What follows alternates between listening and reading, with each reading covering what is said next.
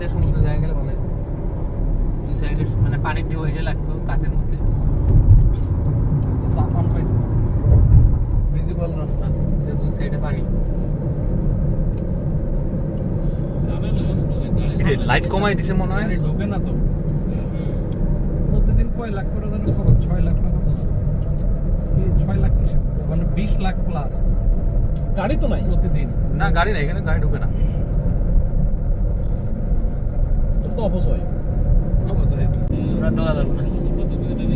সামনে কি পানি নাকি বের হচ্ছে হ্যাঁ, এটা হচ্ছে এক্সিট। এদিকে বাসকালে দিয়ে ডাইরেক্ট কক্সবাজার যখন হাইওয়েটা হয়ে যাবে, এটা হওয়ার কারণে কক্সবাজার আলহামদুলিল্লাহ আমি অনেক বয়স ছিল আগে এদিকে তো কানেক্ট হয়ে গেল।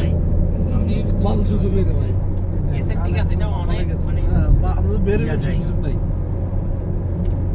আবার কাট করে দেন হাইওয়ে নাই।